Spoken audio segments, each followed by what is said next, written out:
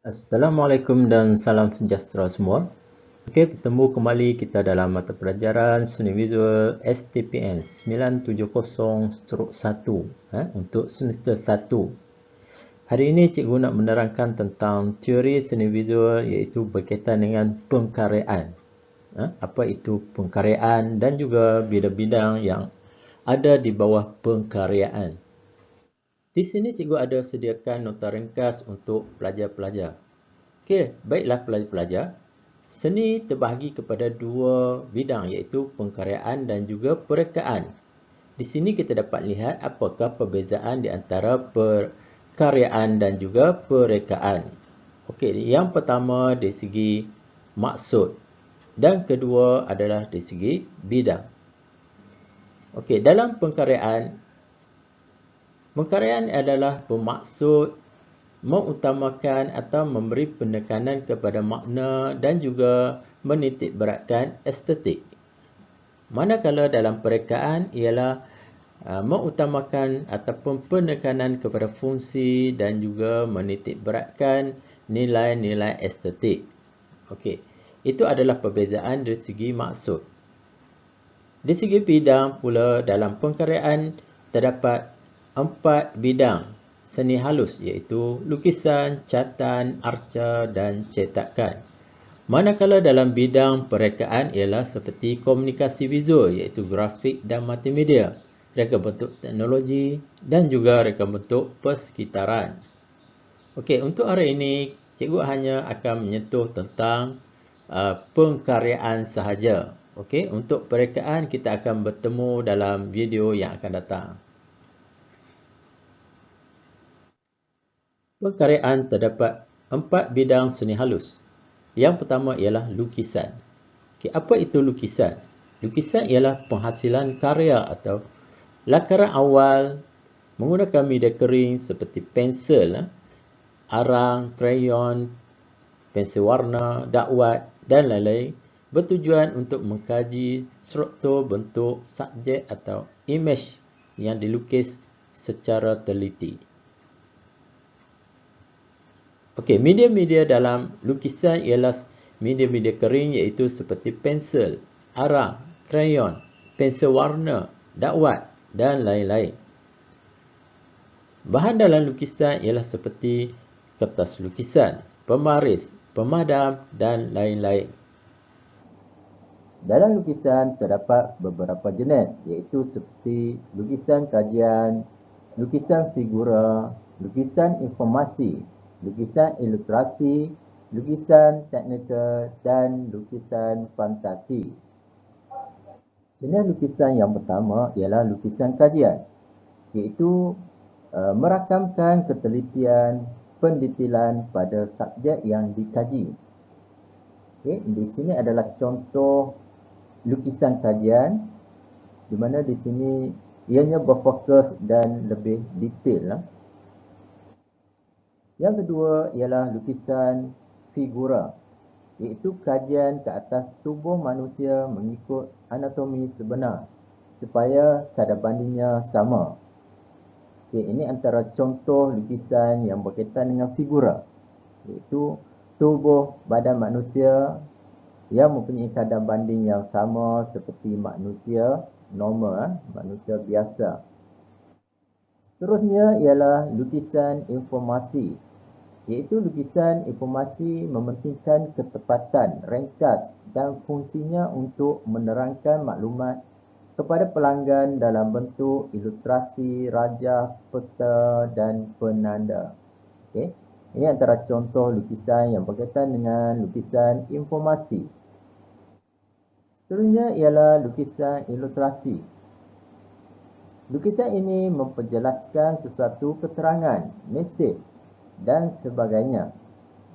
Ini adalah contoh lukisan ilustrasi, iaitu berkaitan dengan penerangan, mesej dan sebagainya.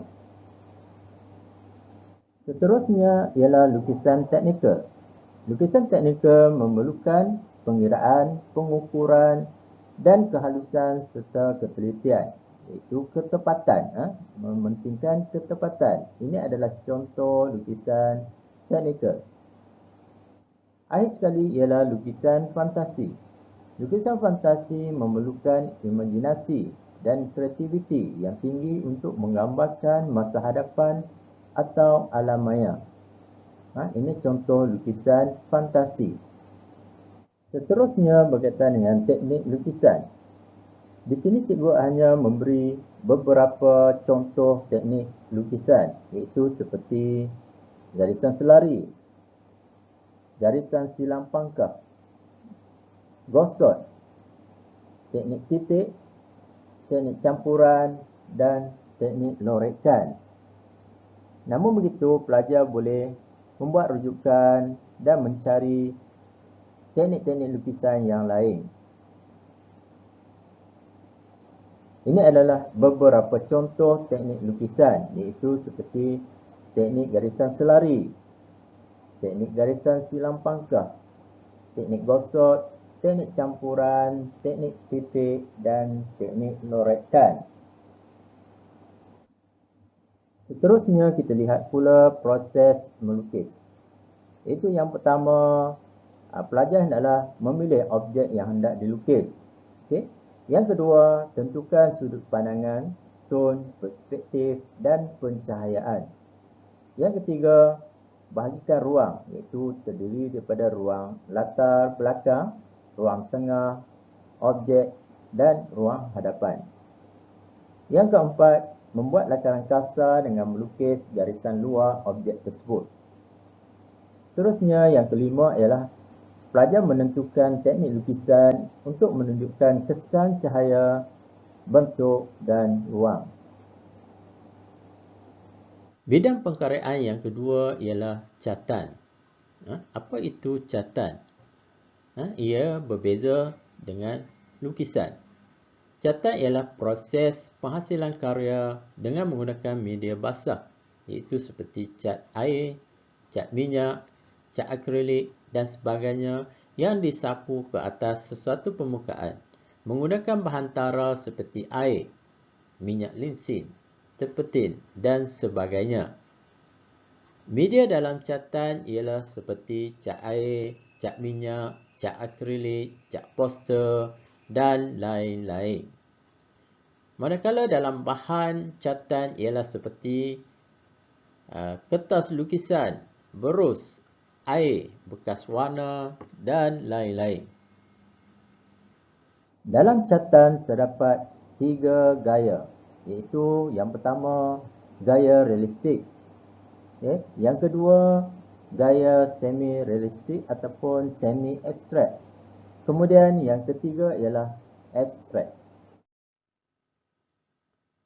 Ini adalah teknik catan, terbahagi kepada 2, iaitu teknik cat air dan juga teknik cat minyak ataupun akrilik. Untuk teknik cat air ialah seperti basah atas basah, basah atas kering, kering atas basah, kering atas kering. Kemudian teknik akrilik ataupun cat minyak ialah seperti teknik impasto, glazing, scrambling, RH, titik. Untuk mengetahui apakah yang dikatakan teknik tersebut, pelajar bolehlah membuat rujukan. Seterusnya kita akan melihat aliran dalam catan. Sebenarnya aliran dalam catan ini sangat banyak pelajar-pelajar. Namun begitu, saya hanya memberi beberapa aliran yang popular sahaja. Contohnya seperti aliran realisme, impresionisme, ekspresionisme, ekspresion abstrak, kubisme, surrealisme, seni pop dan seni op. Okey, di sini pelajar boleh melihat apakah yang dimaksudkan dengan aliran-aliran tersebut.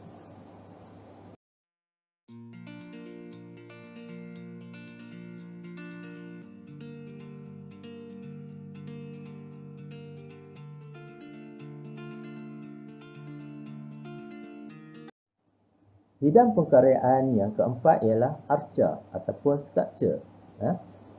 Arca ialah penghasilan karya seni yang bersifat tiga dimensi melalui proses pontongan, melarik, mengukir, mendebuk, lekat dan lain-lain. Ianya boleh diamati pada ruang 360 darjah. Arca terbahagi kepada dua jenis iaitu arca estetik ataupun arca berfungsi. Dalam arca estetik ialah ianya dipamerkan untuk menghayati keindahan dan kecantikan semata-mata ataupun untuk menyampaikan mesej. Selalunya arca estetik ini terdapat di galeri, muzium, taman dan di tempat awam. Arca berfungsi pula ialah arca kegunaan seharian kita. Mempunyai tujuan dan maksud tersendiri. Contohnya keris yang dihasilkan ianya digunakan sebagai senjata ataupun untuk sesuatu upacara. Yang kedua ialah seperti batu nisan. Ianya juga digunakan untuk sebagai penanda di kubur. Seterusnya tugu negara sebagai peringatan. Dan banyak lagi pelajar-pelajar apakah fungsi arca tersebut. Ini berarti arca yang dihasilkan untuk kegunaan harian kita namakan sebagai arca berfungsi. Ini adalah teknik-teknik dalam arca iaitu seperti teknik luakan, teknik relief, teknik stabil, teknik assemblage, teknik binaan, teknik mobile dan banyak lagi. Pelajar-pelajar boleh membuat rujukan tentang teknik-teknik dalam arca. Akhir sekali, bidang dalam pengkaryaan iaitu yang keempat ialah cetakan.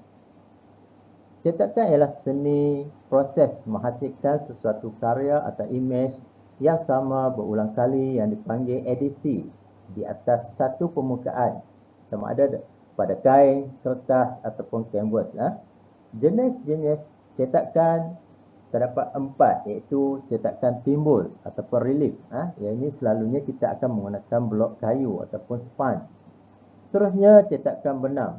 Yang ini selalunya kita akan menggunakan blok daripada logam. Yang ketiga ialah cetakan planografi ataupun litografi. Dan yang keempat ialah cetakan stensil ataupun sutra saring ataupun kita panggil juga sebagai screen. Ini adalah peta minda tentang jenis cetakan iaitu terdapatnya 4 jenis cetakan seperti cetakan benang, cetakan planografi, cetakan stensil dan cetakan timbul. Selepas ini kita akan melihat apa itu cetakan benang, cetakan planografi, cetakan stensil dan cetakan timbul.